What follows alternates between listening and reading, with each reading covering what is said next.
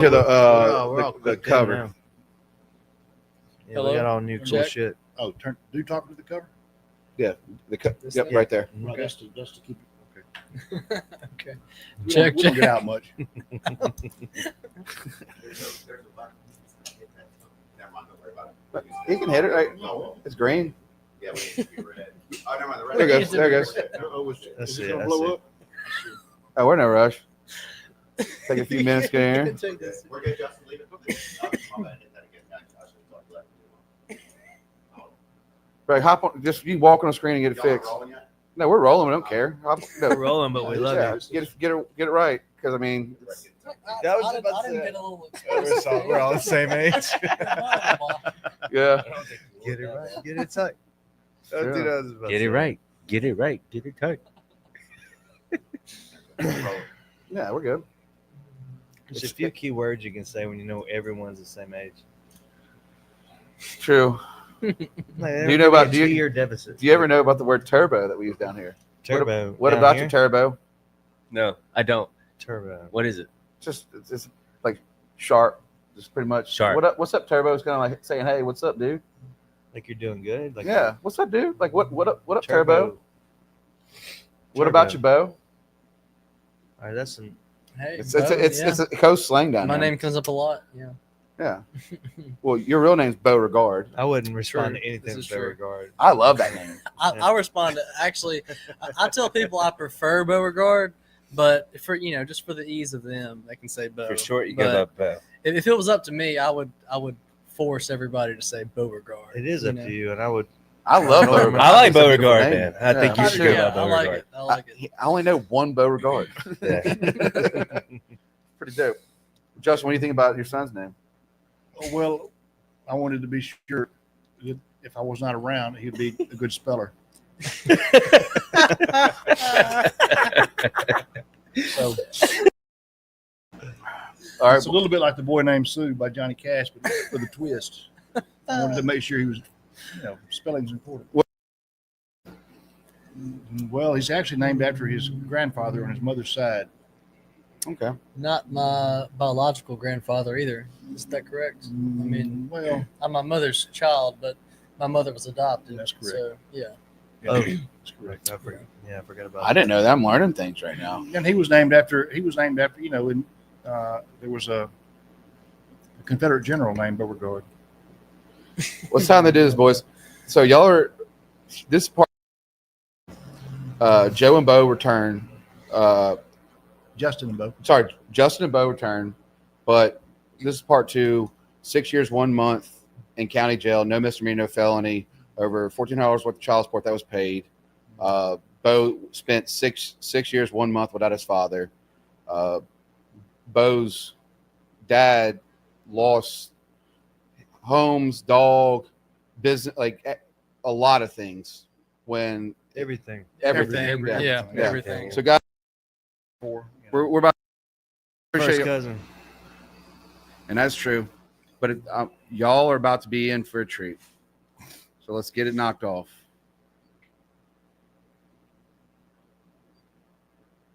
Music by Plowed.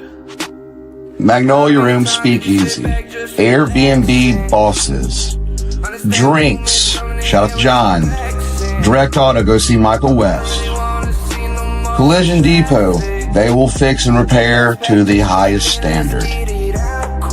The District Coffee Company, downtown Ocean Springs, and the new location, Pascagoula. Captain Al's, Gulfport, Mississippi. Go see Stacy and Bert. We offer home, auto, motion, builders, rips, and life insurance.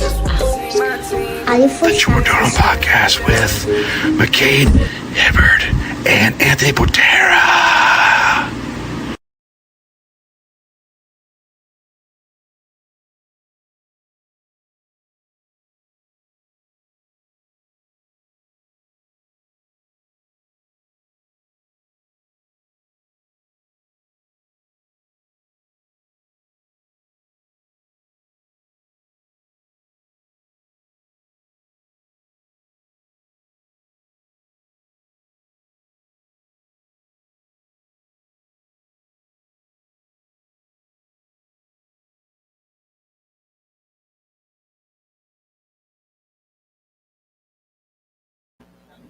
We're back. Here we go. Here we go. There's music playing in the background. We're ready. We're ready. No, we're ready. All right. Let's take it.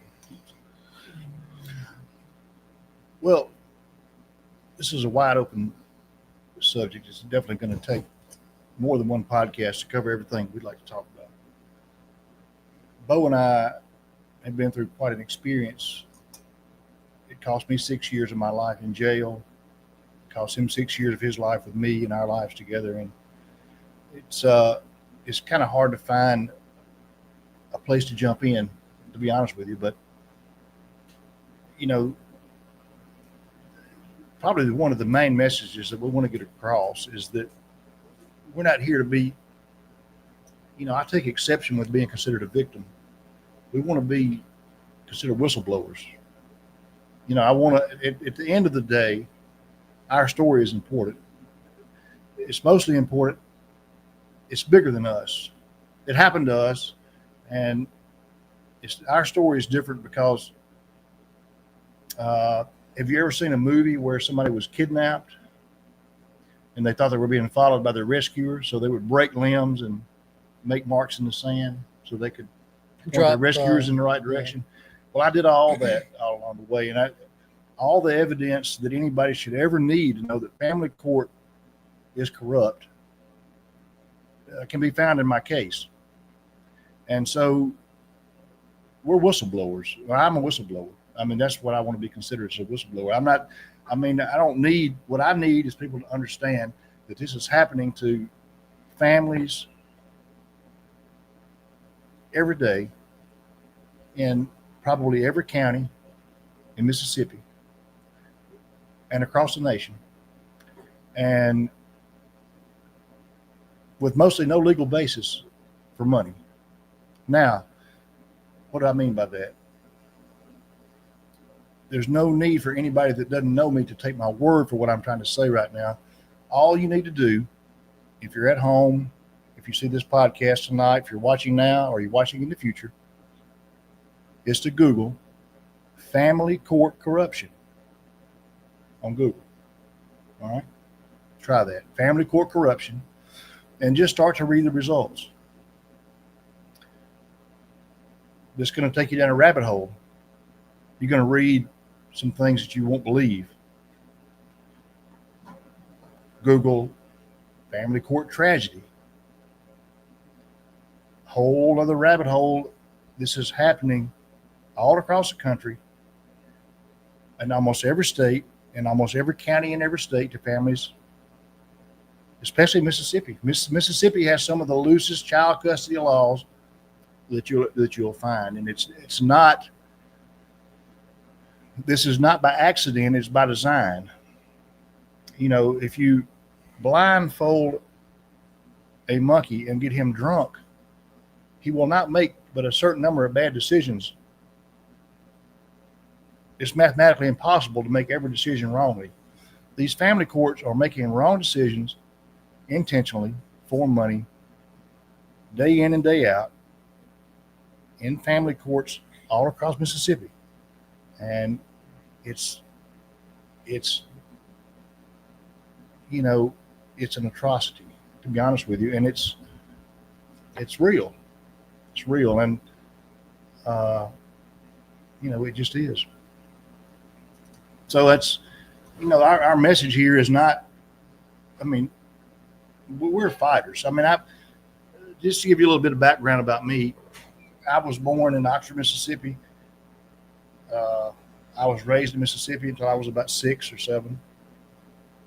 My family, my parents divorced. We moved to Kentucky. You know, I went to grade school in Kentucky. I cut tobacco, hauled hay, worked for farmers. You know, and I moved back to Mississippi in 1993. I went to college. You know, graduated miraculously, but I did graduate, and then and then I've been in business all my life. You know, I was a private pilot, you know, which is an accomplishment. And I mean, I'm not somebody that's not worldly or educated. This happened to us, It took me 6 years to reach a point where I could put enough pressure on the court system to get out of jail. You have to assume that there are people out there that are less educated and less worldly who are being manipulated on a greater scale. It's happening to everybody. It's so that's what we want to talk about. I mean, ultimately, I don't want to put too serious a twist on this so that it becomes a formal, just a totally formal interview. But people have to understand that we're not here just to talk about what happened to us. We're trying to raise awareness. That's what we're trying to do. Mississippi is one of the worst states in the country for child custody laws. Now, I want everybody to understand that I know what I'm talking about. So I'm gonna go into a little bit of detail here about the court system so that everybody understands. One of the things that I was held for 6 years, and but first of all, let's do this. I do want to take an oath here. I swear to tell the truth, the whole truth, nothing but the truth, so help me God. This is testimony. Yep. All right. So anything that I say, I can stand behind. My court case, most of this is documented. You don't have to go any further than the documents in my case to see it. But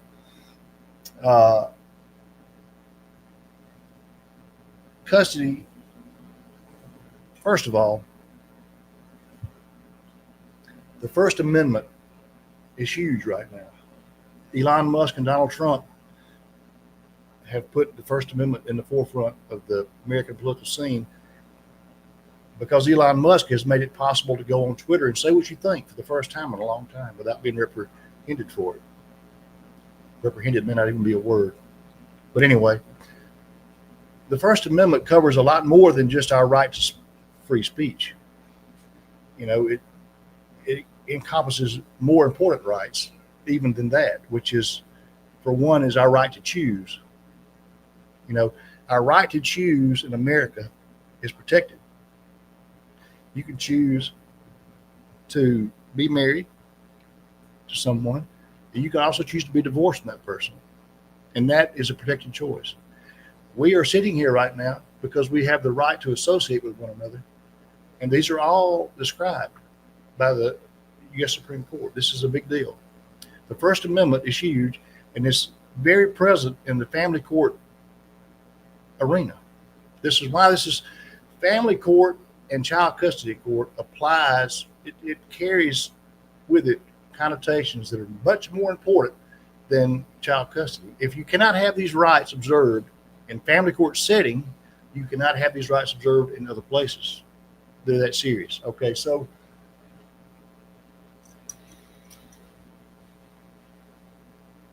one of the reasons I was held, the other thing is children have a right, Beau and I have a right to associate with one another, a constitutional right that's been articulated on by the U.S. Supreme Court. He has rights too to associate with me and to learn from me, and I have rights to associate with him. These rights are all violated in family court on a daily basis.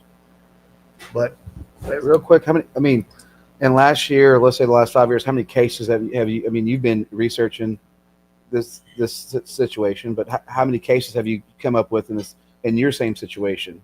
Well, hardly anybody. Well, I don't know how to answer that question.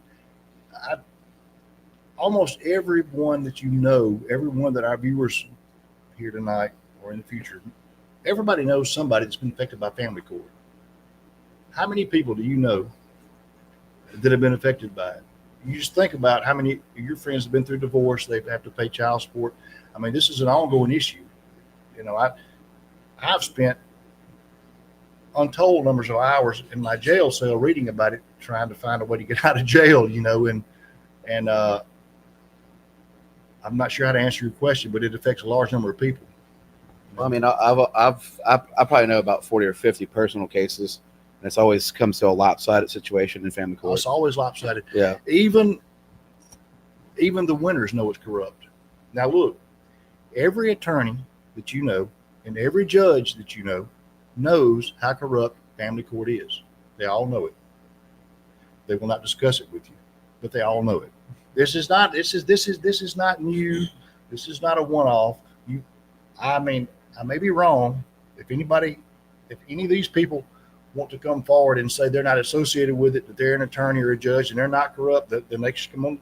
I mean, they're welcome to come sit down with us and talk about it. I don't mean to say that everybody that's involved in family court is bad.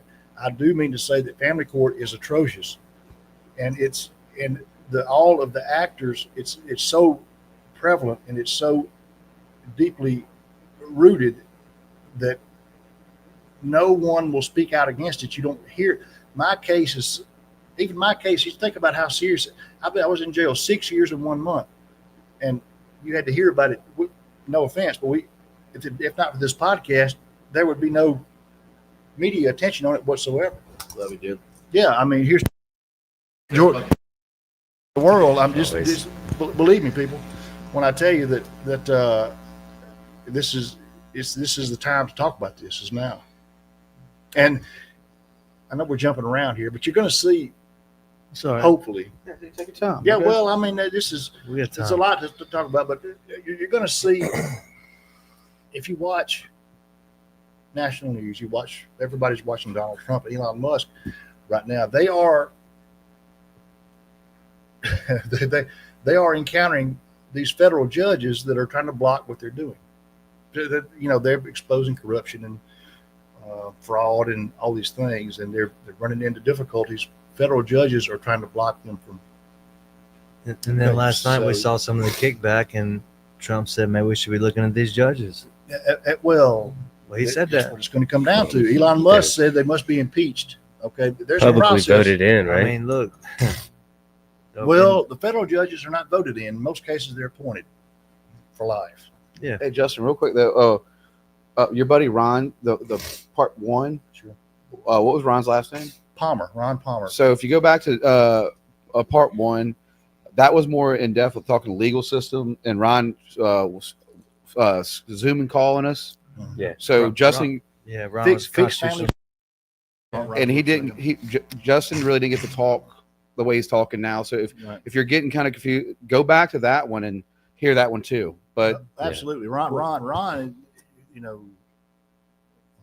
And Sorry, say his website. Yeah, I one want to more say his time. website again. Yeah, Fix. so it's Ron and Sherry Palmer, fixfamilycourts.com. Fix Family Courts. FixFamilyCourts.com. They're on YouTube. They're on Facebook. They're real people, and they are very good at what they do. FixFamilyCourts.com. And yeah. And that's a website, by the way. They have their own website. So if you just type in fixfamilycourts.com, it'll take you directly to their website. So it's not necessarily fair to say that Ron is the single reason that I'm sitting here right now, because there were a lot of players inside the jail and outside the jail that made it possible for me to get in touch with them. That I don't want to exclude from my list of thank yous, but Ron is the person that articulated the arguments that were necessary to put pressure on the court system to let them know that what they were doing was illegal, and that we knew it was illegal. It still took a year for me to be released. And so, in America, we're not guaranteed fair treatment. Okay. We're not. That we think we are, but we're not guaranteed fair treatment. What we are guaranteed is a path to redress our grievances if we are unfairly treated. So when you're unfairly treated, you can turn to the court system and apply, or ask to have your grievances redressed. In family court, what is significant about family court is that path has been removed. In family court, core fundamental rights to custody, free speech, freedom of religion, freedom of anything you can imagine. The most important, the things that we take for granted will never be taken from us, are violated with very little care or thought. And when you try to appeal, when you try to redress those grievances, when you go up the ladder to receive higher court, the appeals process turns you right back into the chancery court system, they turn you back to the judge that you started with, who's now offended because you even tried to appeal. What? This is the way it works. This is take my, if any attorney or judge wants to come on this show or anywhere else and debate me on this, I'll be welcome to. I'd love to talk about it. But you're turned back into the judge that you started with, and now this judge is mad. He's mad, and your attorney says, "Well, we don't want to make the judge mad." Well, judges aren't supposed to be mad; they're impartial. So this is by design. And I'm not the only one that says this. It's like I said before, Google family court, Google these things, and you'll see what I'm saying is true. And Mississippi is no exception. And so, see,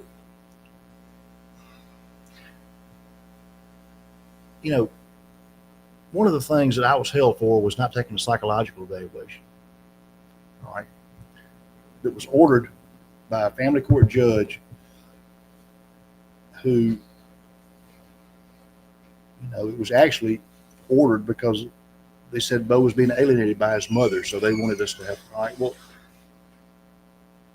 the reason that's there are a number of reasons why that's illegal. Okay, I just want to tell you that I know what I'm talking about. Everybody's familiar with the court system, mostly with the criminal court system. Most experienced people have with the court system is with criminal court, speed tickets, whatever. Everybody knows the criminal court system is broken down into two stages. You go to court, you get a trial date. If you're found guilty, you can be put in prison. You're familiar with this. Criminal court is bifurcated. That means there's two stages. There's the adjudication stage, and then there's a dispositional stage. The adjudication phase is all to build jurisdiction for the court. You're the right person that committed the crime. A crime was committed. They have probable cause to think you did it. This all to get you to the trial. If you're found guilty, now we change into the dispositional phase, which is you can be sentenced to prison or whatever the applicable punishment is. Civil court is also bifurcated. It mimics the criminal court system. There has to be an adjudication of your rights before any dispositional orders can be entered. Drug tests and psychological evaluations are dispositional orders. They can only occur legally after an adjudication of your custody has been entered. If you are found to be an unfit parent and that adjudication is entered by a judge, that this is not a simple process, but if it happens, and you are found to be an unfit parent, then the court has authority, jurisdiction to enter dispositional orders, drug tests. So now you've lost your son or your daughter. You're trying to get back into their life. The court can now require you to jump through hoops to do that. Drug tests, psychological evaluations, whatever. If you've not been found unfit, the state court system has no business asking you to prove that you're a parent that's fit because you're already fit. Do you see what I'm saying? They cannot enter dispositional orders. They're constitutionally forbidden from entering dispositional orders in the adjudication phase, which is what happens to everybody. What they do is they get you into court and they make you think you've got to take drug tests, psychological, all this stuff, and it's all to build evidence to take your custody that they don't have. They don't have this evidence. They need you to. It's all a setup. It's a scam. It's a roadblock. It's a scam, and it's the most atrocious. Go ahead. Do you think it might help some of the people that are viewing now? Because we don't know who's viewing now and who was viewing the last time. Right. It might be helpful to start out from the beginning, how it happened, just with our family. Maybe. Yeah, let's get into that, Beau. What was your upbringing like, and your childhood? My my parents got divorced when I was pretty young, But I mean, y'all got divorced when I was like 8, right? Was it? We'd been divorced 3 years when the custody suit was filed. Okay. Yeah. Yeah. I'm Yeah, sure how you old. were about 9. Okay. Yeah, I got you. And then so you've been divorced for 3 years when the Actually, custody suit. I take that back. you were 6 or 7. Okay, that's a lot different. Well, That's no, a lot. Beau was 12 when I went to jail. Okay. We'd been Yeah, we'd that's been in it. court for 3 years over the custody, so he was about 8 or 9. So y'all divorced when I was 8 or 9, Yeah. and then 3 years later, the We court battle started. we or- divorced. Beau's mother and I divorced in 2012. Okay, and we had joint legal and physical custody. We agreed to that in the divorce. There was no. No child support. Well, That's a good I agreed to point. pay child support of $350 a month, and the reason, in a joint legal and physical custody divorce, there is really normally child support is not ordered because it's assumed that each parent has a child half the time, so there's no offset of expenses. I pay for expenses while he's with me, and she pays for expenses while he's with her. So there's no offset of the expenses, so there's no child support. But Which makes sense. Beau's mother was a teacher, and he had been on her insurance through the school since he was born, and so that was like $160 or $170 a month. And so I agreed to pay. Well, I didn't agree. I offered to pay child support. I mean, I wanted to be supportive. This was something that we both wanted to do, and so I'm trying to be fair about it. And so I offered to pay $350 a month to offset the insurance cost, and whatever extra. Just to Be fair. good faith. Yeah.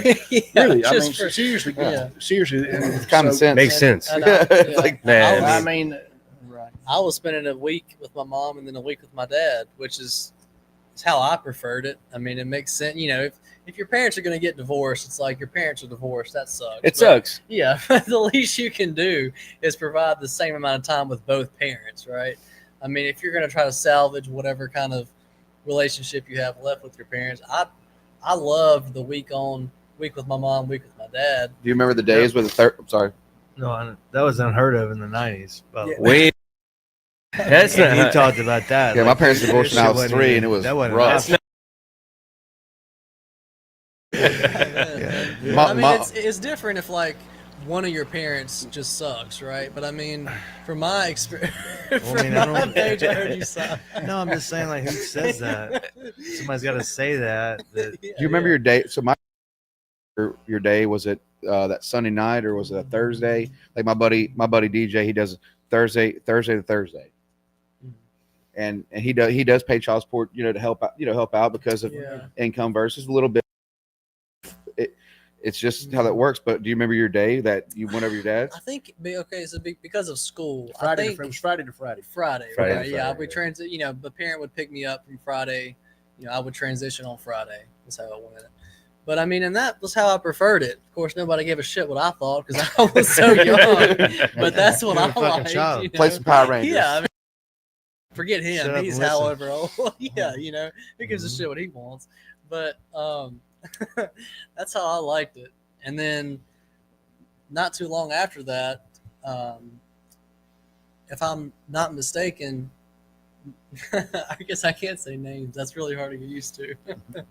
My mother tried to get custody, right? Or at least full custody, with the understanding that she would allow me to see you sometimes. But if you have full custody, I mean, you can do whatever the hell you want. It's like you can't. Yeah, that's Well, just they didn't. In fairness, they did not sue for full custody. What they sued for was to modify the custody to a the first stage to modify the custody to what everybody knows about custody, which is to make me an every other weekend parent. So I would have Beau every other weekend, Yeah. and That's what I know. Which is insane. it's not enough time to know your children. The best times don't happen. You can take your children on vacations to Europe or or whatever you want to do. But the best times happen when you're watching television in your underwear and at home with your kids. And, the best times happen when you're just with somebody. Yeah. So I think for me, so I come from parents being divorced. It really doesn't make any damn sense because it's like if Whose Dad- parents are together? yeah, but dad and mom's like, and from my experience, normally but my experience goes from like moms having more. This is just my personal experience, having more of the time, and I was the weekend kid, like it was every weekend or every other weekend. With Every dad. other, Yeah, it's every other weekend, but like, how do you have that comfortable relationship because you only see your dad for It's not enough. Yeah, and- 6 days out of the month? Yeah, and who came up with that? Who was like, oh, well, screw dad? Like who That's a weird. decided It is that? weird. Doesn't make any sense. In the Who 90s, that like- was the status quo. Man. Yeah, I mean, like, It was what sense does that make to put more time with the mother? I don't think my dad actually wanted me all the time, but that's irrelevant. Like, Dude. but you know, you had like a day and you ate breakfast, and it's like, I love you. I'll see you. All right, we'll see you in a week. It's like, And you get well, teary-eyed. it's daylight savings. That's weird. As it turns out, I'll keep this brief, but the reason for that is this. Well, first of all, when two parents are married, there's give and take. Mhm. The woman wants things, the dad wants things. They have to work together. Joint custody is not necessarily, it starts out as a division of the child's time, but really the reason it's important is because it encourages the parents of the kids to work together.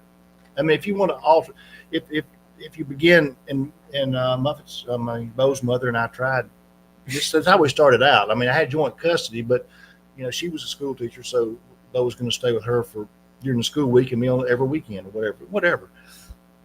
That didn't last long because what it amounted to was that her family wanted full control of his time. So I said, well, if that's the case, we'll just do the week on, week off thing. But the thing, what you're trying to instill in people is the fact that they're going to have to work with the parent.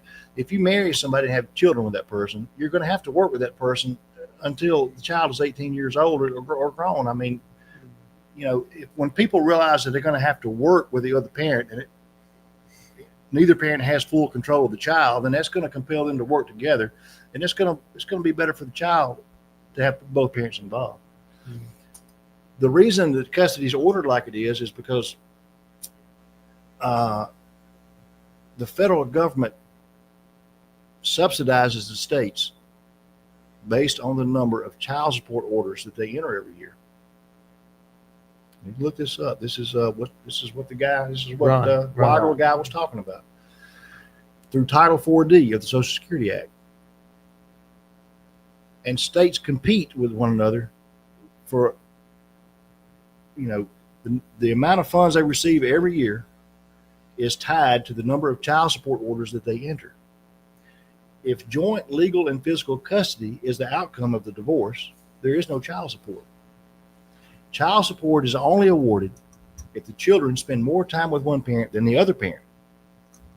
Then they can enter a child support order. That's what I thought. And that money, then, so the federal government actually incentivizes the states to offset child support, offset custody. And so this, of course, is constitutionally impermissible unless you don't know what's going on. And so when you go into a family court setting, your attorney, the attorneys and the judges, there's nothing judicial for an act of a court to be judicial. It has to meet certain standards. Nothing judicial goes on in a family court setting. It's all a regulatory act. They trick the parents into thinking that they have to do this, have to do that. Before they know it, they've signed all these documents. One parent is now custodial, one's not custodial, and the whole thing is a sham. There's no other way to look at it, and I'm right. It's a sham. You're right. Yeah. I mean, there's no need me going into the case law or trying to bore everybody to death, but this is just the way it is. And then the child grows up miserable, and whatever else So, happens. like y'all's case, Justin was a great father to you. Yeah, absolutely. Why do you? When he got detained, what were you trying to figure? I mean, we talked about it in the first one. Let's rehash it real quick. Yeah. I mean, I was trying to figure You trying were to trying to figure out what the fuck was going on first. Well, that first, but then I was trying to figure out. I was like, all right, the worst people I could be with are the people I'm with. Why would they take away the one person that I need to be with? That doesn't make any sense, you know? Yeah.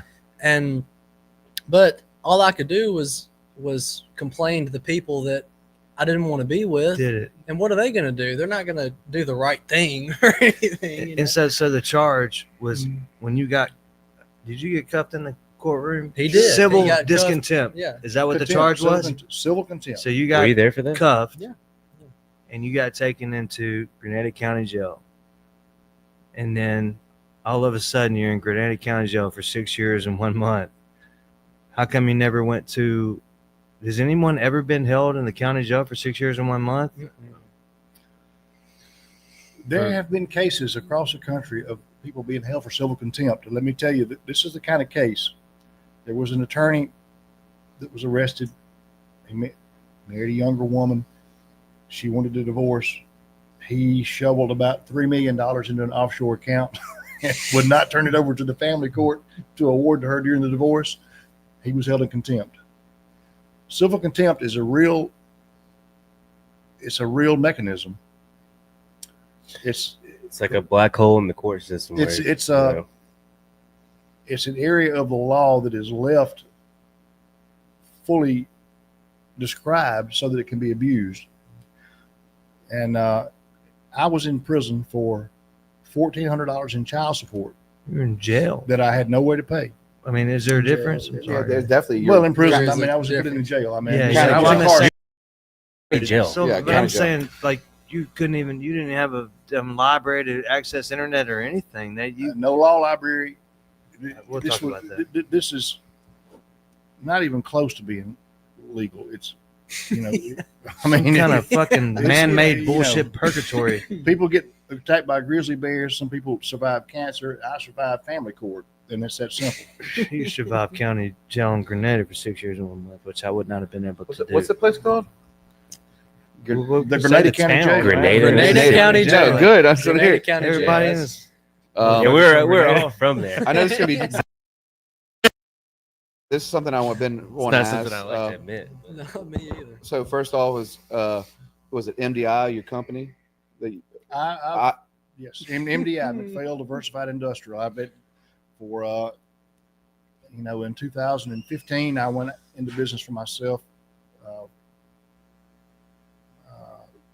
I had a contract with the Colonial Pipeline Company out of Alpharetta, Georgia, and we educated ourselves on how to use some really cutting edge 3D modeling software, and was able to secure a lot of work with the Colonial Pipeline Company, and it was going really well for a couple of years, and it was all interrupted as a result of this child custody case. And I won't go into any detail about how I suspect it became interrupted, but it was no accident, and that had to be done to get me into a situation where I could not pay child support. I mean, up until that time, I was paying child support for the 2 years preceding my incarceration. I was paying child support ahead of time weekly, and my office manager paid child support, and I never minded paying child support. I had paid $26,000 in child support before I got locked up without ever. That's crazy. Well, look, to this day, right now, Beau's child support is paid. That's right. That seems $50,000 on one child, and I don't have a problem paying child support. I had paid $26,000 in child support when they incarcerated me. I was behind $1,400, and I was incarcerated for not paying child support that I could not pay, for not taking a drug test that they had no business ordering, and for not taking a psychological evaluation that they had no jurisdiction to enter. And we had been in court for 3 years already. I refused these tests, not on the basis. I mean, look, you just have to know when you're being set up. And I just said, this is enough. I'm not going to go any further. If you're going to take Beau from me, you're going to take him. I'm not going to give him to you. If you're going to take him, you're going to take him. But I'm not going down this rabbit hole of all these, because it never ends. And so, was there any history of psych problems? None. I have no History of So- mental health treatment? No history of mental health. None. That's a hell of a thing just to All of a fabricate. sudden, at 43 years All old, in right. the middle of a child custody case, I lost my mind. They said. Yeah, and so I would lose my mind. and then they're Well, just I like, mean, I'm saying, Next. well, have you ever Yeah. taken any drugs? Like, like, where are we at? I mean, like, it had never been mentioned before. All of a nothing, sudden, nothing, right. nothing. So, and these things all, this all came up. So let me tell you how. There's so much to tell here, but We got more. We'll do more. We got time, too. guardian ad litem's. Oh boy. I've It's never on heard these nothing people. but terrible shit stories. So- about them. So we'd been in court for 3 years, and I was, fighting to keep Beau and just fighting this custody case. It just takes all your money and all your time. I'd already been through 5 attorneys. I didn't have any more money for attorneys, and so when I ran out of money and I couldn't afford an attorney, the court and my ex-wife's attorney, they seized on the opportunity to hold a hearing and say, we got to have a trial. This was on November the 15th, I think, 2017. I remember the hearing well. I said, I don't have an attorney. I don't know how to carry out a trial. I'll learn. But That's I don't, okay. We'll do it anyway. I don't, but they said, well, don't worry, we're going to do it anyway. That's exactly right. They set a trial date for January the 5th, 2018. I said, well, Well, let me go read the rules. So the rules is another thing. But anyway, so I go and read the rules, and it's like, well, before a trial can take place, the opposing sides have to get together and disclose what evidence they're going to use Bring at to the the trial, case, right? So we can. This is all intended to save time at the trial. That way, nobody's surprised by anything. They don't have to postpone anything while they go get ready for it. So okay. Just get blindsided. So yeah, get blindsided. So I'm a dummy. I'm just naive. Well, I'm just grasping at straws here. And so I think, well, I'm going to the guardian ad litem. And so I take my mother and my girlfriend at the time and Beau, and I go meet with the guardian ad litem, and we sit down with her together.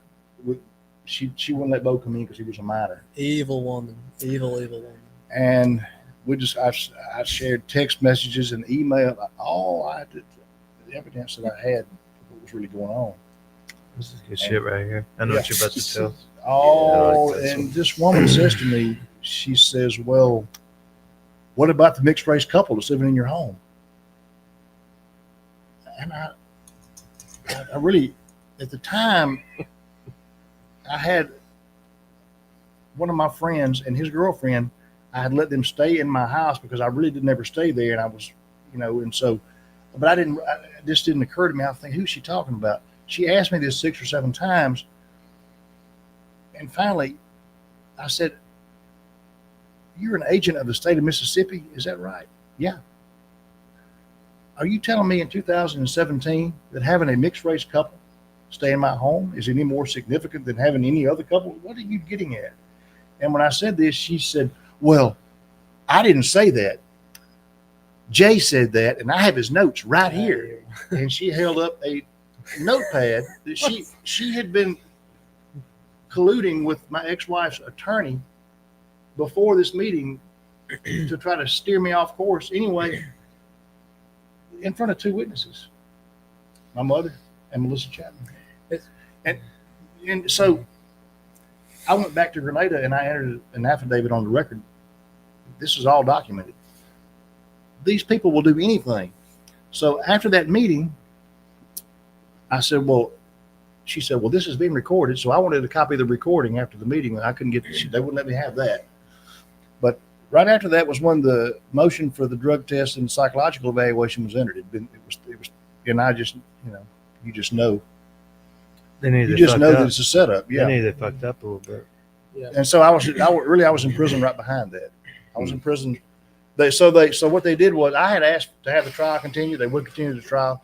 This happened, and they continued the trial long enough to put me in jail, and that's the way it went down.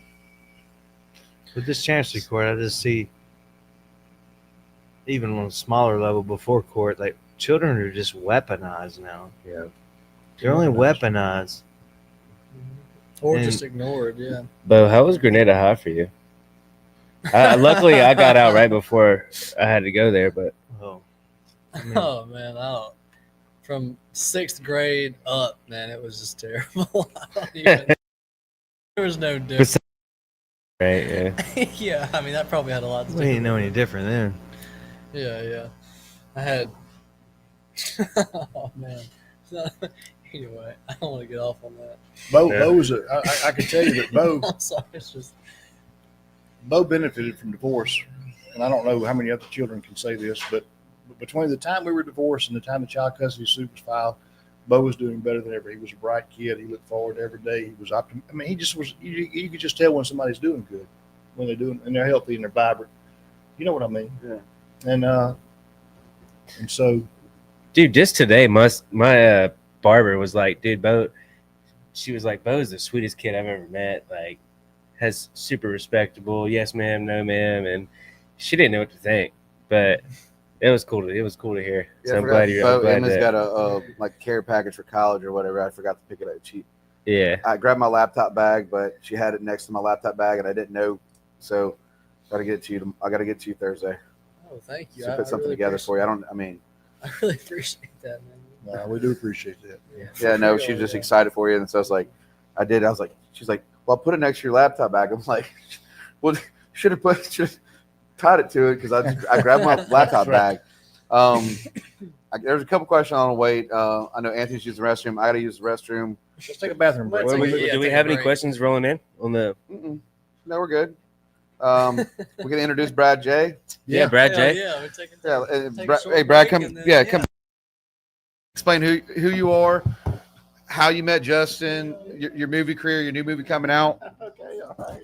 Yeah, Quite a bit. yeah. Take Anything you want. I got a pee. Upload there. All right, come on. I think we're gonna take a little break. And then You want to wait a second? We want to do this now, or No, I mean we're just take turns. Just let him. Yeah. Yeah. Yo, Switch out. I'll be here. First of all, my man? I love you. Yeah, I love yeah. you. and I'm- We couldn't have fallen into a better group. yeah, I heard think that. Beau man. and I, we got a lot to be Absolutely. thankful for. Yeah, absolutely. Yeah. So yeah, Jordan introduced me to Justin here and told me he's a great guy. And actually, I saw him on the pod last time, and I was already like, I liked him a lot already. He seemed like a nice guy.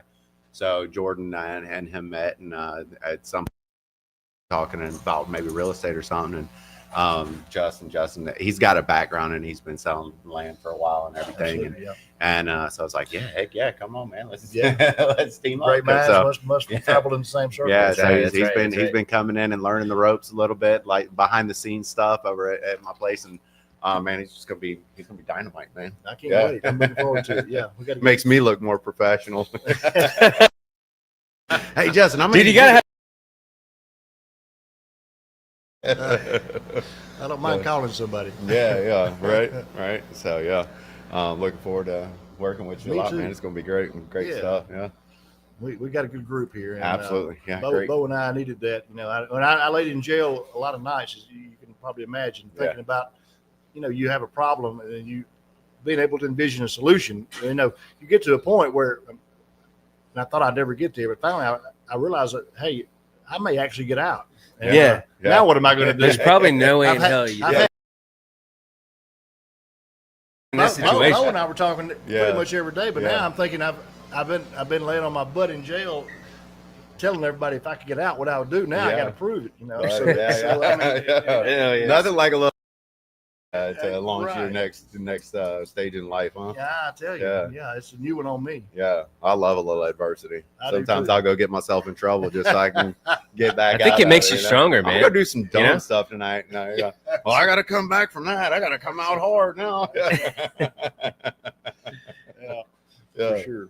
But yeah, man. And then when I met Beau, and I mean, Beau is just an angel, man. I can't believe what a great kid you got there. So, yeah, when I saw your connection with that kid, I was like, man, this is dream dude right here. Let's go. You Yeah, know? we got to, and I know we're talking about a lot here tonight, but we just got to be sure that this is a public interest story, and we just got to be sure that it gets to the people that can benefit from it. Right. I feel that And way. I think there's a lot of people that are going to benefit from it. Yeah.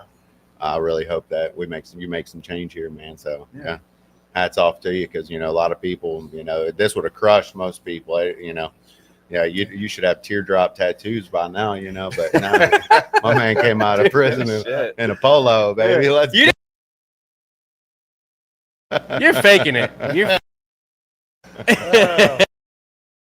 Yeah. Did you have it lasered off or what? I got more. I've I've been in Ocean Springs, man. I saw a lot of tattoos go on in jail. Yeah. I did. Yeah, I bet. I learned a lot. Yeah. There are no more resourceful people than the people that you ran in jail. Right on. Yeah. Tattoo ink in jail. Yeah. I guess that's that adversity again. That's It's almost like adversity. there ain't many challenges in prison. It's like, well, just like try to smuggle some stuff in here. It's like the most fun you could have. Oh, well, you just see, Yeah. and I've actually told guys, I said, I don't know, y'all are wasting way too much time trying to make money illegally in the real world. If you get out of trouble, I know people that are rich and not nearly as smart as y'all are. Right? No, I know that. That's for sure. I've been locked up a couple times. Once I was like a DUI or something. I hadn't even had but like a beer, and obviously they dropped that and were like, "We're sorry." They apologized. This is a big old deal, but that night I was in there, man, I was like, man, these dudes. I wanted to come back the next day and smuggle them in some cigarettes. It's a whole. If anybody ever deserved a cigarette, Yeah, I heard. I don't care why you're in jail. Jail is only appropriate. I'm not sure who it's appropriate for. But it's hard on people. Yeah. It's a hopeless situation. And tattoo ink. This is how to get tattoo ink. Tell us this story. Yeah. Tattoo ink. So of course they serve meals on plastic trays in jail, and you get these thick plastic sporks like fork spoon combination, and they will take these plastic sporks or any other kind of plastic that they get their hands on and set it on fire and position it underneath the stainless steel table and let the soot collect on the bottom of the table, on the bottom side of the table. Yeah. And scrape it off into any container they can find, add a little water to it, stir it up. That's ink. That's a tattoo ink. Come on, that's wild. Seems toxic, don't it? I'm sure they're worried about that. Yeah. I'm in prison. I don't care. There's a lot of, and anybody that's been will tell you that. There may be other ways to acquire it. You could I've seen tattoo guns made out of hair clippers. They'll take hair clippers and once they get a little age on them, because that's the only way to get a haircut. Yeah. And maybe in actual prisons, they have barbers, but in jail, they don't. They just pass these clippers around to zone. So the guys they'll take the motor out of the clippers, and they'll rig it up for a needle. They take an ink pen, the little springs out of an ink pen, and pull it out straight. Heat it up with a cigarette lighter and pull it out straight, and use that for the needle for the tattoo gun. Dip it in the ink, and that's what they do. Come on, that's wild. What was one made in jail? Yeah. Bussing. Well, jailhouse. literally, jailhouse. The pizza. Of course, the staple of the jailhouse diet is the ramen noodle. I don't know if anybody knows. It's the base of everything. Yeah. I learned. It's the staple of the jailhouse diet. For the people that have money on their book to buy commissary with, if you're on a zone of 15 people, 6 or 7 people will be the high side of the number of people that have money to do anything really with. The other 7 or 8 probably won't have any money. So, but everybody finds everybody finds a way to include everybody in normal circumstances. And jailhouse pizza is probably one of the it's one of the only things that I said, well, I get out, I'm going to make one of these. Come on. Fresher and green. We got to. Yeah. We'll do that on the pod. Eh? We'll So make what a jailhouse pizza. they'll do when they you get 3 meals a day. So the guys that don't have any money will contribute their cornbread off their tray to the pizza that's going to be served later that night. Everybody's got to give something up. You don't get to eat for nothing. No. So if you don't have any money, you got to give something off your tray that you get. And so everybody, put you in cornbread. So they'll take the cornbread off the trays, and they'll take these ramen noodles. They'll put them in a trash bag, add a little water, and let it all turn to mush. And then they'll turn the trash bag wrong side out on top of the table, stainless steel table. Smooth all that out. That's the crust. Mm-hmm.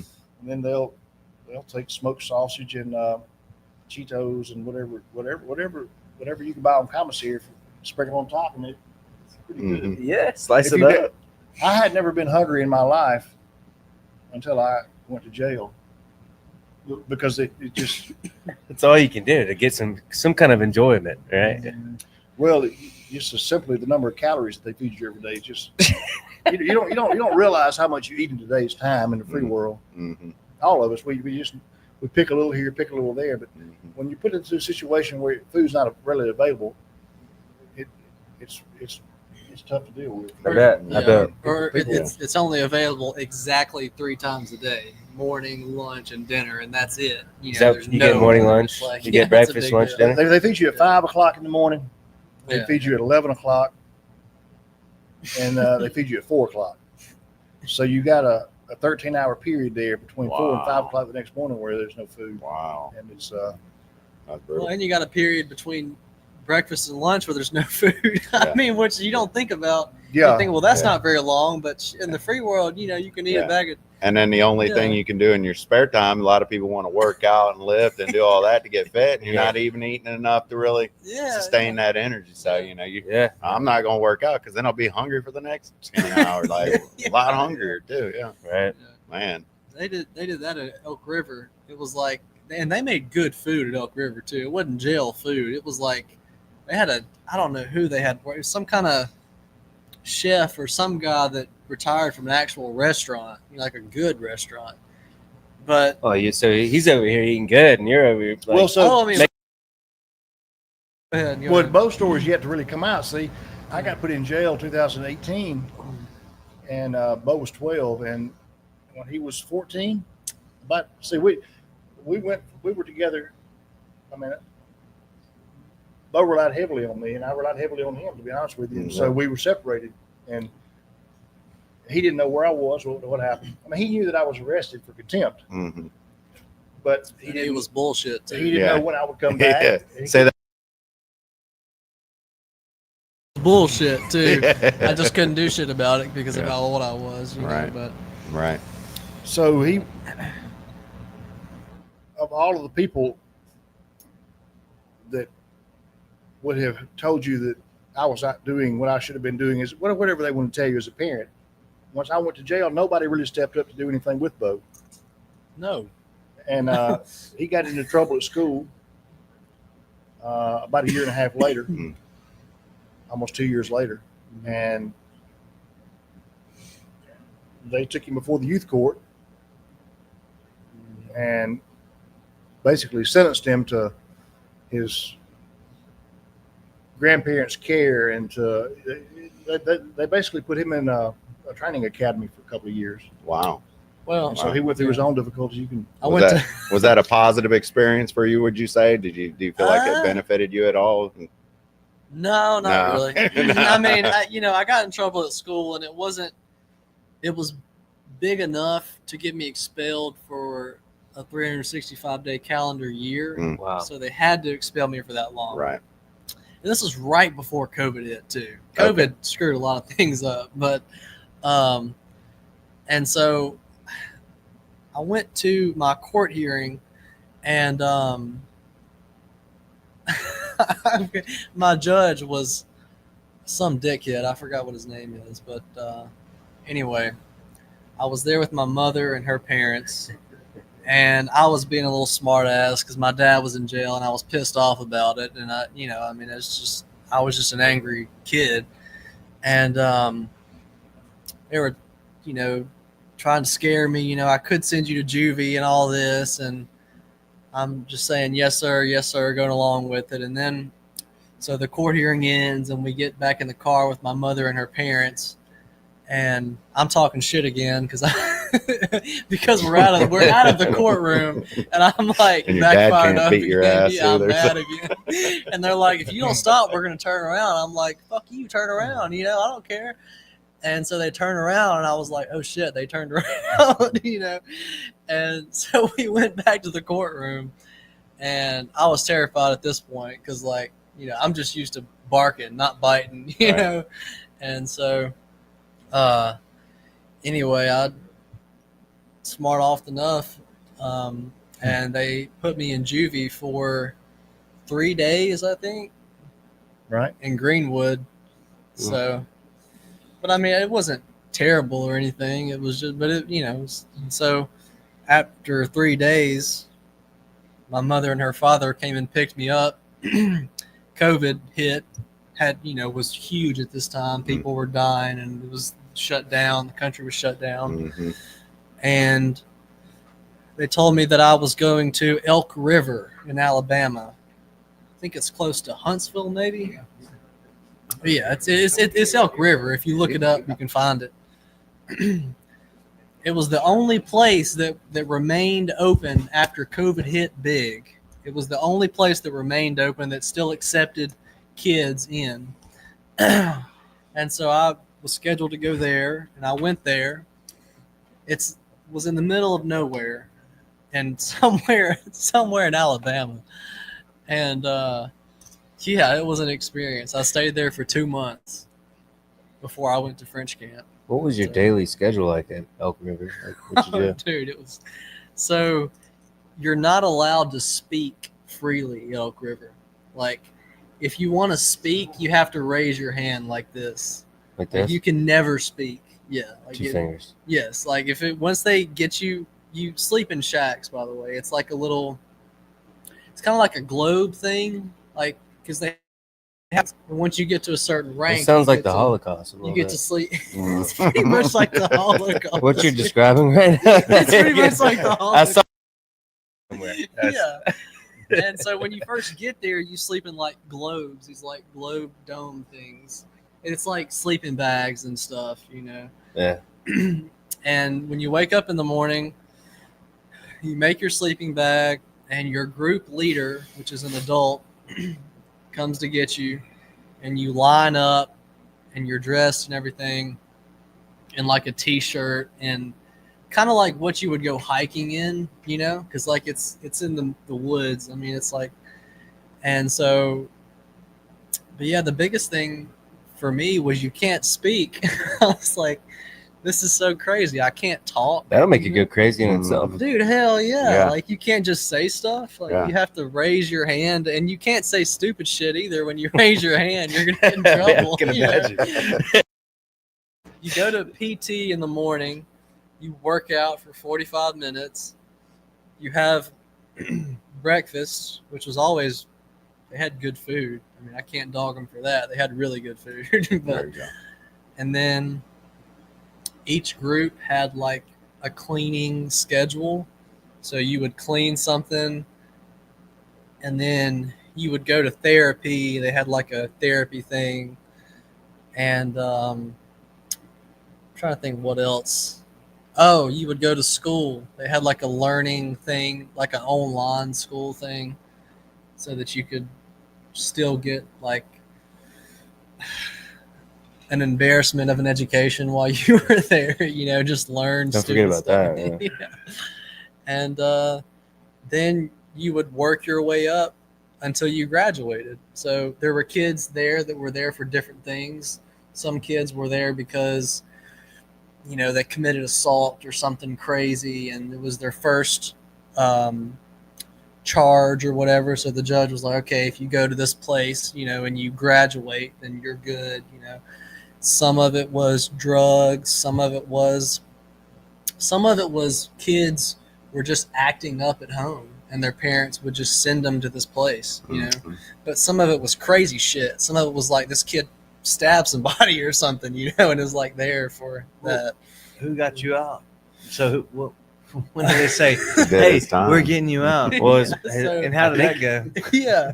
Well, they tell you when you get there, they say, all right, if you do what you're supposed to, you'll get out in 2 months, which is bullshit. It sounds like If you ever go to Elk River, that sounds like if you Sounds like a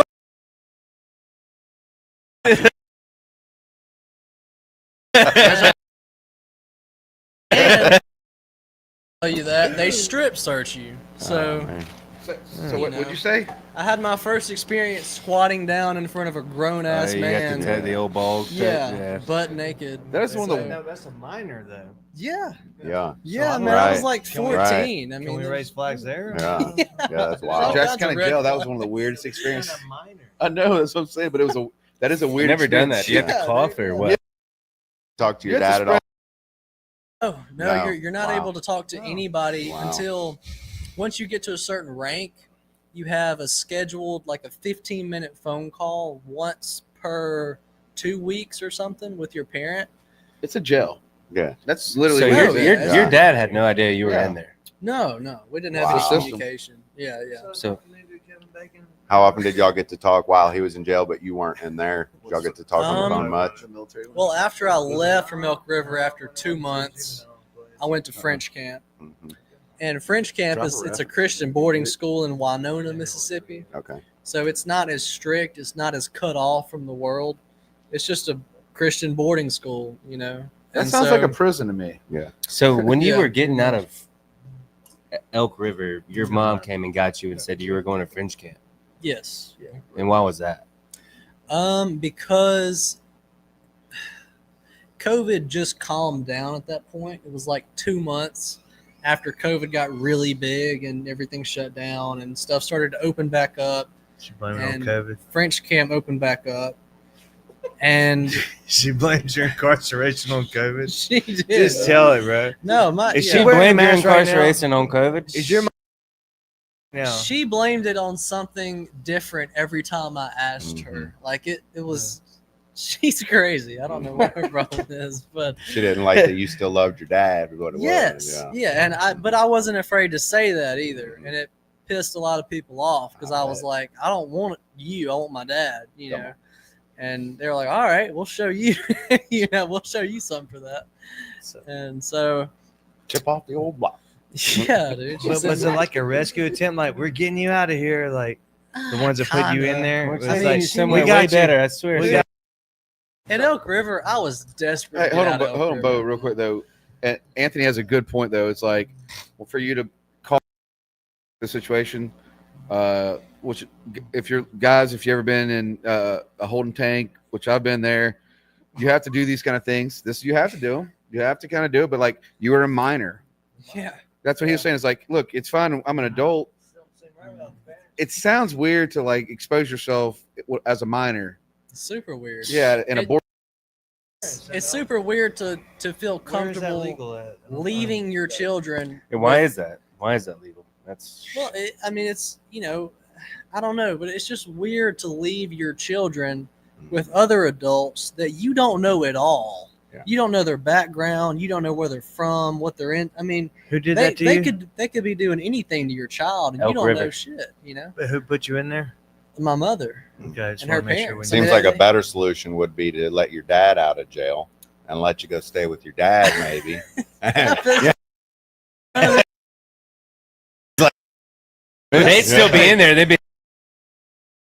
It's serious shit, though. I mean, you can't just. This podcast seems Yeah, nothing but I common mean- sense right now. Crazy. Yeah, stop. They might be protesting outside in a couple minutes. Come on. It's hard to come to terms with. I know you love your son. I mean, 100,000%. and our relationship mix, yours, he's with you all the time. I mean, I had a backpack. I had one of those backpacks you put your kids in when they're little. I had one. I took Beau places he didn't even need to be when I I had was the little. front- I took him everywhere with me. I had the front one, Everywhere.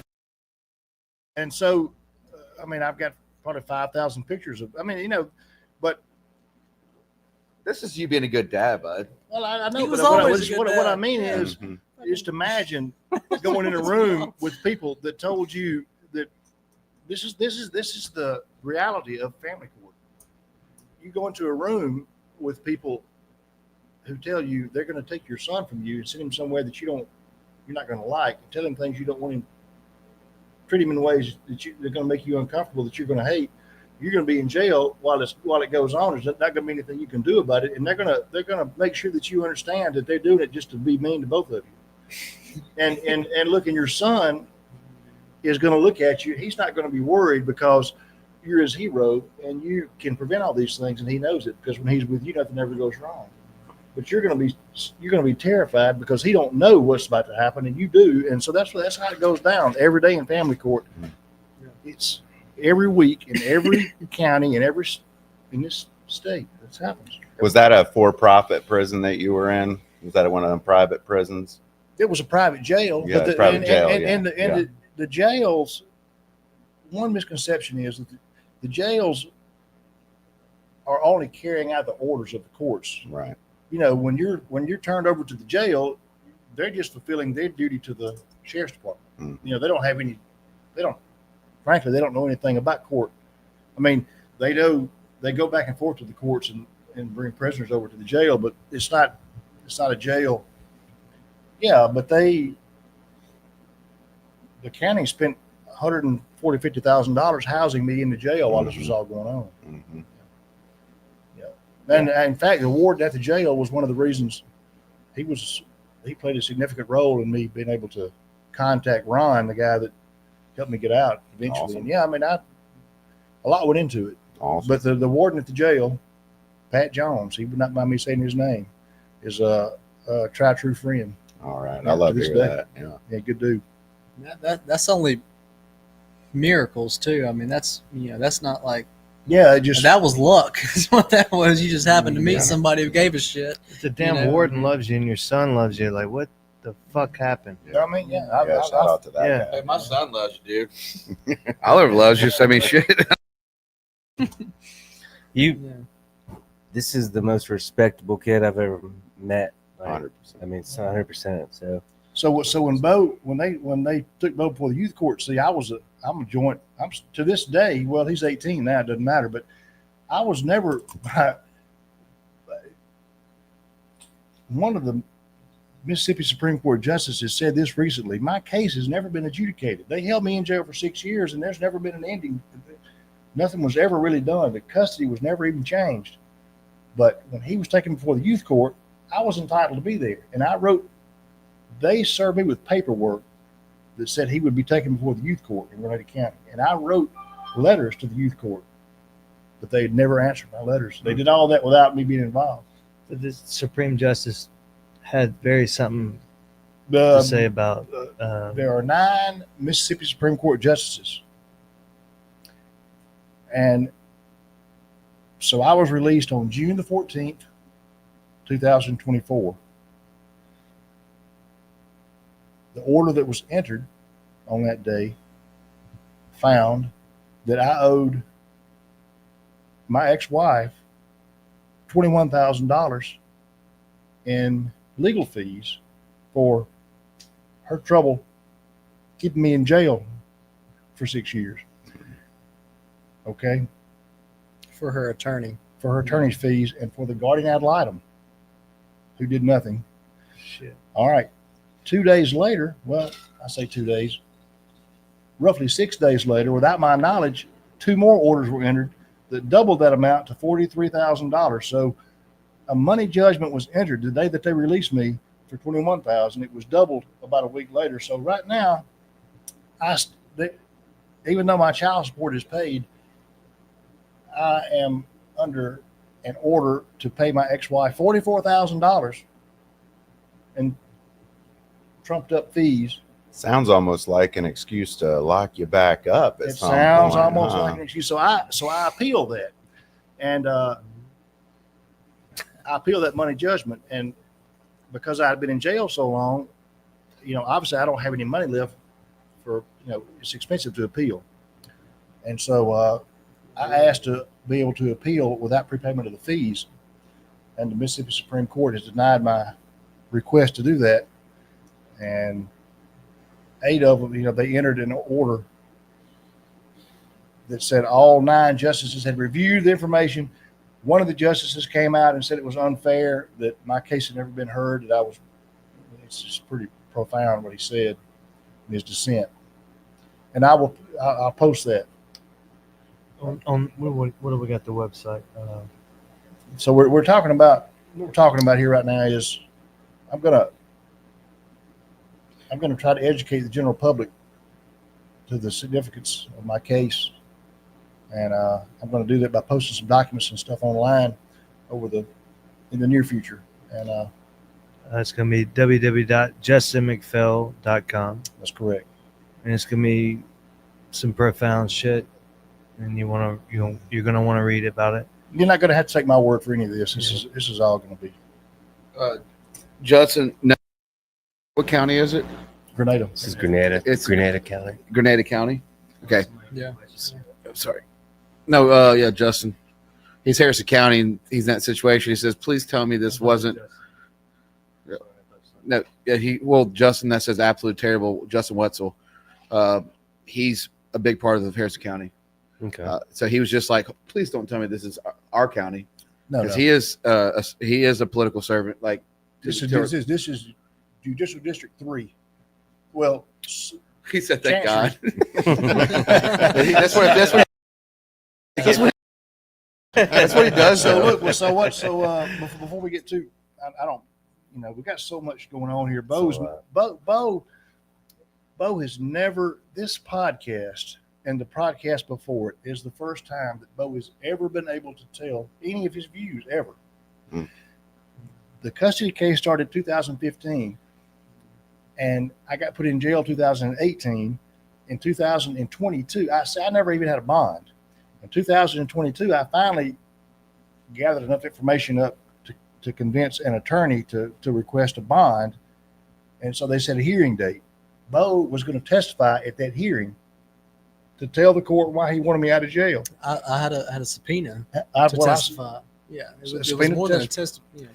They had a secret hearing to block his testimony. He has never to this day been able to say the court record does not include his view.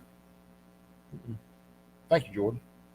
Because he's getting to tell. This is really some pressure. Thank you. Seriously, That's us. This is what the podcast is all about. Yeah, Telling stories. I just gotta say this to Justin real quick. That Justin is the circuit clerk at Harrison County. So He's a circuit county. No, this is not his problem. Yeah, this is No, I it's was- not. I was- look, my case was handled in the Chancery door's Court. locked. Chancery Court. No, somebody came. I think it was just some drunks passing by trying to get a drink or something. Okay. Yeah. Somebody yelling at the door. Okay. No, but Justin was like freaking out. You're telling Justin, like he was just freaking out. He's like, that's his position. He's like, what? Whoa. This is a Chancery Court issue in Mississippi. You're reading right. It's right there. It is all right there. No. So somebody with knowledge of the system has your back, Justin. And, Yeah, well, we need more people. yeah. I think that I'll take it to another level. Like, Come on so they say that we're mimicking Europe, and so we got a girlfriend in Spain. We've been friends with her for 20 years. She's lovely. The schools are shutting down over there because no one's making children. Sounds crazy, right? No one's making children because, well, the government doesn't pay for it first and foremost, and they can't afford it. But I almost think like some of the ideal there, like the way I've seen children get weaponized, and I see it, and this is serious, took your damn life away shit, but I see it like low level around here, like babies, mamas, and dads and stuff fighting and weaponizing the children is why they're pieces of shit or why they weren't here, or they shouldn't have been here then, and domestics and all that. And I've never procreated my whole life, and I think that's why. Because I watched my parents use me for bullshit like I hate it. Yeah. And I don't think the human race is going to die out anytime soon, but I'm saying nobody wants to, nobody wants to. Well, it's Well, just Yeah. I mean, You're not wrong. this is no a one wants to procreate. It's scary. Well, some Elon people Musk do. out there procreate. yeah. Well, yeah, Except for Jordan. We got to populate Mars the now. super wealthy. I mean, Oh man. no, I'm not the only one. I mean, because I got people, and if you did, and you did so willingly, I mean, but I'm just saying, it's relevant, man. I see it gets weaponized. They're weaponizing the children. One of my arguments is that the in the beginning, the state favors marriage because married couples are easier to control, and Yes. and I mean this Exactly this fucking is right. well known. It's not completely illogical that the state has come to favor marriage, but so in the beginning, this was maybe to punish people for divorce a little bit, to discourage divorce. But what's happened is this court system has become so weaponized that people are now incentivized to leave marriage. So I would never recommend somebody be married now. I mean, in the beginning, it was it favored marriage, and the divorce was to kind of punish people for, or discourage divorce. But now it's so bad that it's discouraging marriage. Can I ask you a question? Can I ask you a question though? And I know your situation where you 6 years 1 month there in the county jail, but like if if you didn't have Beau at all to have your life, but would you serve that time to have your son? Like, oh, I'd do anything for Beau. Yeah, it's a feeling when you do have your own child. It is a feeling where it's like if somebody says I'll spend my whole life in jail because it's like my kids just. It's a weird feeling. it is. Like last night, like he jumped in the bed at 1 o'clock, kicked me right in the face. I'm like shit, and then he grabbed my neck and choked me. And that was that feeling. Like for me was What like, are you gonna do when Oliver gets a little bit bigger and then he's actually choking you out, He's tapping you gonna have out? to start he does taking it. classes. yeah, he because does. there's no No, other he's choice. Him and Oliver take the same class. No other choice, dude. Dude, it's fine, but it's just I don't know, man. It's just like it's like always like I get up before him because I know like the excitement towards like Christmas or his birthday, just a small thing, simple things where it's like I can have the worst day. I could be so in debt and bills. I could have people talk like just be rude and shitty to me, but like my son's like, hey, you want to watch Jurassic Park? And it's just like me and him cuddling and shit. I don't know. It's just Well, that's it. And all these things are protected by the First Amendment. These things have been articulated by the U.S. Supreme Court as protected. I mean, it's the intimacy of parents and their children, family units. All these things are protected. I mean, the laws are there to protect them, but the states circumvent those laws and have cut off your ability to access these laws. It's been corruption for a long fucking time. it's so bad. It's unbelievable. Your situation is unheard of, unprecedented. Ron said that, and Ron's been in this for 20 plus years. He's a congressional scholar, or constitutional scholar, sorry. And he said that. So that's what I'm saying for people like me. Like, I mean, I'm terrified of trying to, I mean, like, I don't know. I mean, like, I don't know that I'll get incarcerated, but like the way I see like my friends, babies, or their wives even weaponize the children, like, and don't let the husband leave the house, and they can. I don't know, man. All of it, just Their whole lives kids are are flipped like upside down. weaponized. Kids are weaponized. It used to be a celebration. Everybody was partying, like, and the street lights come on. Everybody was outside together and shit. But now it's like it's just weaponized. Divorce rates are up. People can't stay in Divorce rates relationships anymore. Yeah, well, divorce rates are all of it. Who's not divorced? exactly. That's what I just said. Please tell me who's not divorced. I sent you guys a podcast that I found online. This it's on Substack. I don't mean to direct anybody away from Jordan because Jordan is my man. But this is becoming more of this issue is about to move to the forefront. I really believe that. But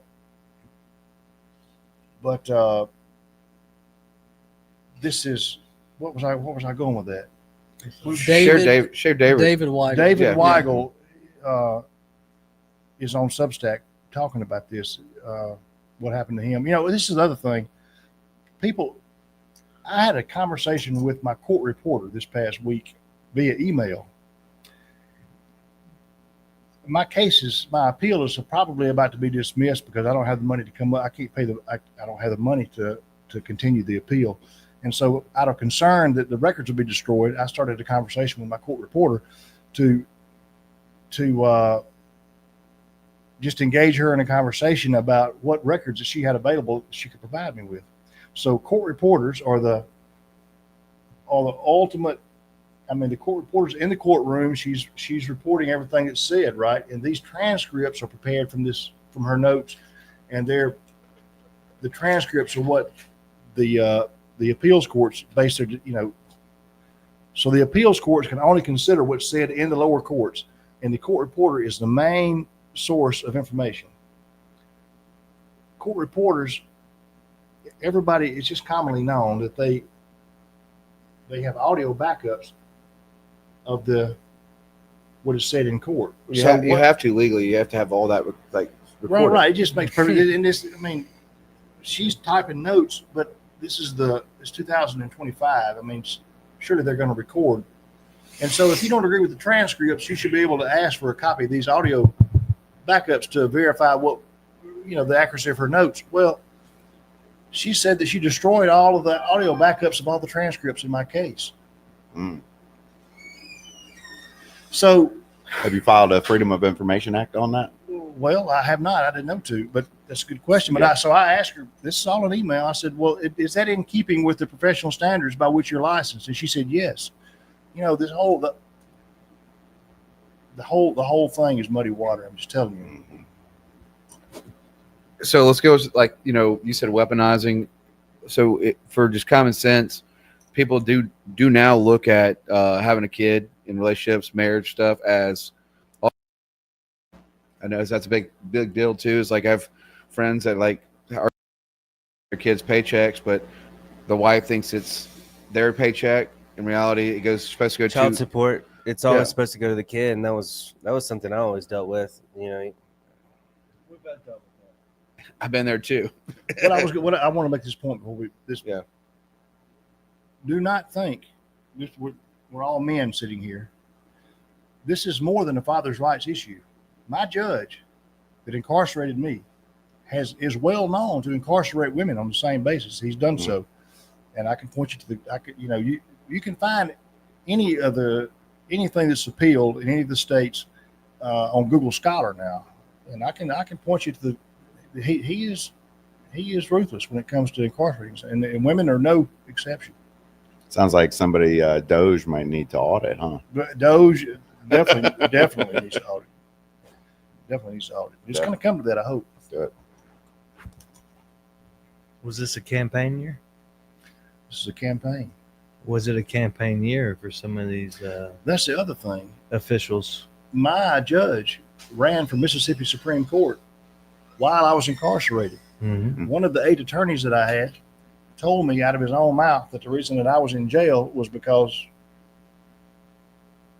the people supporting my ex-wife's, the financial support behind her campaign, were also supporting my judge while he ran for Supreme Court, Mississippi Supreme Court Justice. What kind of fucking coincidence? That is, if that's not election fraud, I don't know what is. And look, that brings me to my next point. I've debated long about whether to say this or not, but I don't see how I can avoid it. Shit, say it. This is who is not going to help you. When you find yourself at odds with the family court over your children and the most important things that you've ever had, there are a number of people that are not going to help you. First of all, your family is going to be misinformed and scared, and they're going to fall away from you. It's going to be you and your child. Second of all, the church community. Supposedly, and I was raised a Christian. But 220-something million people identify as Christians in this country. And I've read the Bible many times, and it says throughout the Bible that no hair on a child's head will be harmed, this and that and other. But these people are not going to come to your aid. I'm going to tell you. Well, I can't say that. Let me say this. This is what I can say. I was incarcerated in Mississippi, in Grenada, in what could be considered the heart of the Bible Belt. I don't know how many churches there are in Grenada, but there are a lot. And it's safe to say that at least half of those churches were aware of what was going on. And any one of them could have put enough pressure on the judge to get Beau and I back together. Nothing was done. It's go ahead, Beau. I went to speak to two people in particular that I'm 100% positive could have done something about it. They didn't do shit. But Beau was instrumental in having me released. Yeah. That, you know, they have children and they have families and they, yeah. But, you know, I went to speak to give up my dignity, really, to people to, you know, just say, look, we need help and there ain't shit I can do, you know, can you do something? And nothing came out of it, you know. And that, I mean, that set my... Our state representative, I went to speak at his office. I spoke to him in his fucking office. He didn't do anything. I'm not going to say his name, but no, don't say his name. But I went, you know. But I went and did that. Yeah. Listen, I mean, this is the power. This it's so ingrained in our society. These people cannot afford to get involved for fear of losing everything they have. I'm just telling you, it's that serious. And so our state representative is a powerful criminal law attorney in Grenada. And he fears very little, but he would not get involved in our case because he didn't want the publicity. He didn't want to, he had done something about it, but he would not.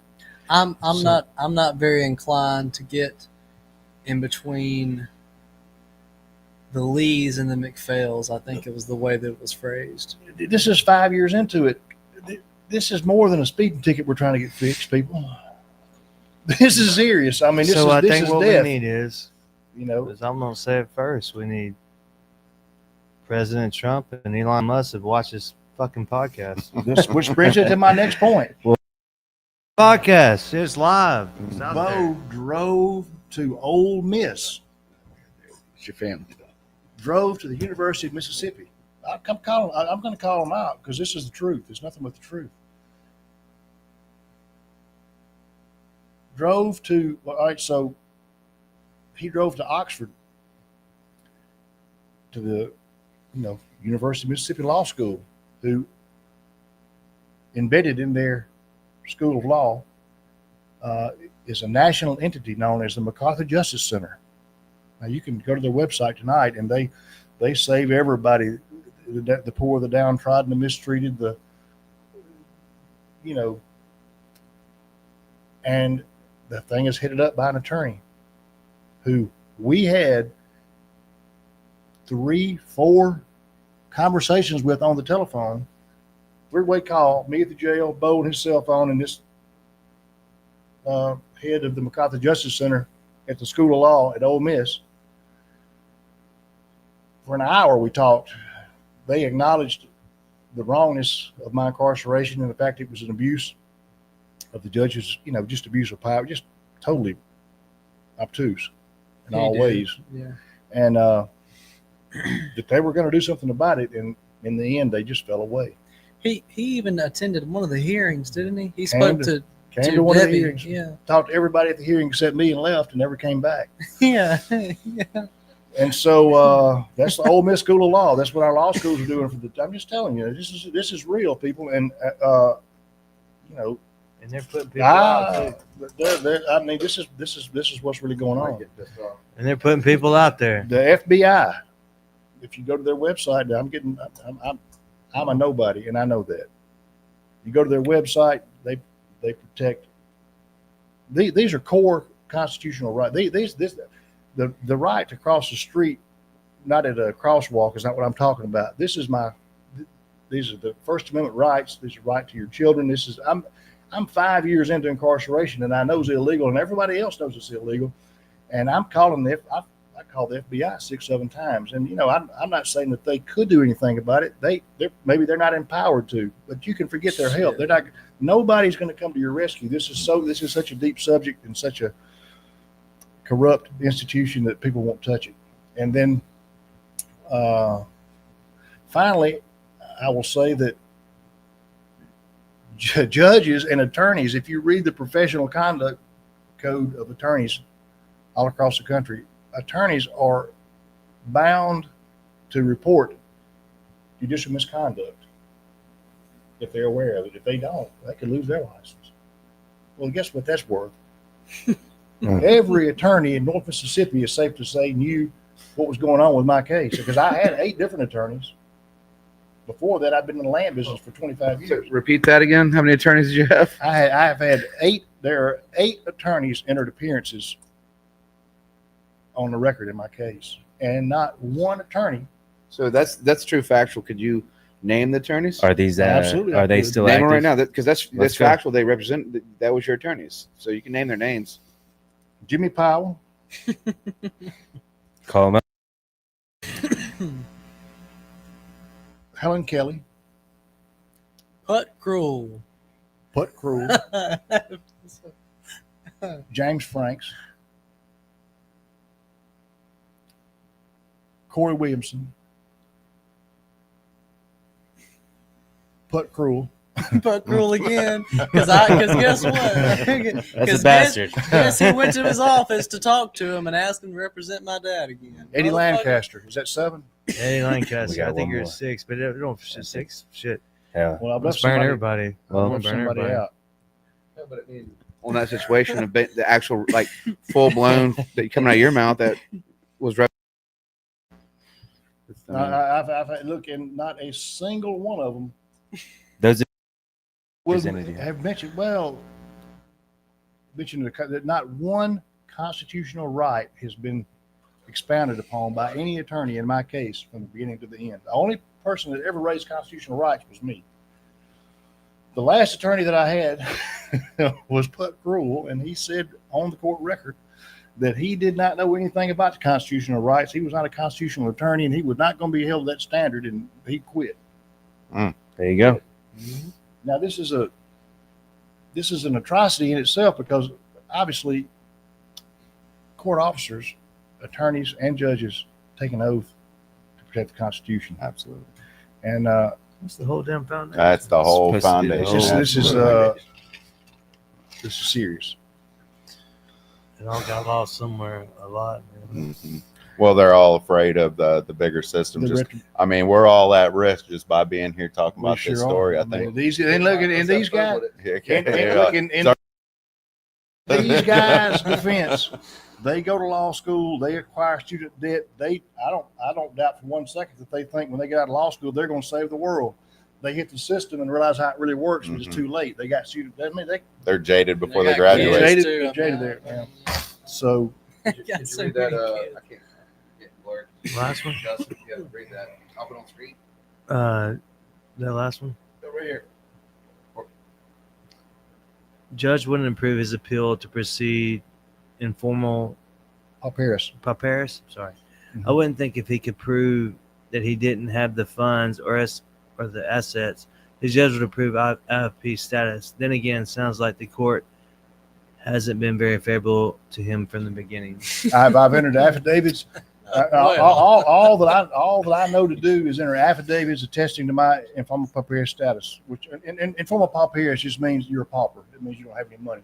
It's just a Latin term for being a There's pauper. all these fucking So- terms. Yeah. Well, I mean, but I've entered. It's You know, a bunch of they bullshit. require I you mean, to enter I just- affidavits, and I've done all the that. cooler it sounds, the more it seems believable. I get it. I mean, like it's kind of like old English This using case is some too, other doctrines that we talked about. this case is too profound to let slide. We need what I need, and I don't know exactly what I need, but I can only see.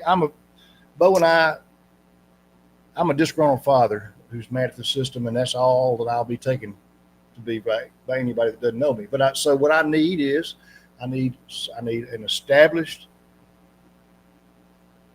private detective. This is what I think I need private detective, perhaps with a law enforcement background, who's retired, that can bridge the gap between my case, between my words and the people that need to really look into this. So they can come and they can investigate my case. They can take what I say and suggest, and they can put it all together and make sure it makes sense, put it in a report, certify it, and send it on up the ladder. That's what I need. I think you have some other data being accumulated from another source that recognized it, and they are working Tons of data, yeah. yeah on the backside of it, and fucking revenge. I said we'd make a documentary. Revenge. This is just Brad We're James. recording right now. too substantial to let slide. in pre-production right now, baby. Hey, let's close this out. This will be Yeah, let's close part it out. 2. We'll do part 3.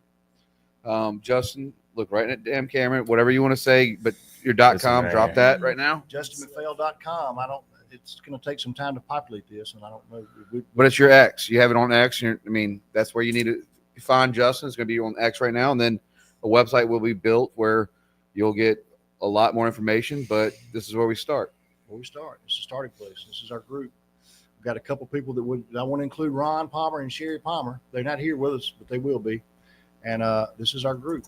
And where did Coop run off to? And Coop. He'll be back. So anyway, we're going to do this. We're And going then to take our show on the road, people. And then I want to drop this. We've got new March.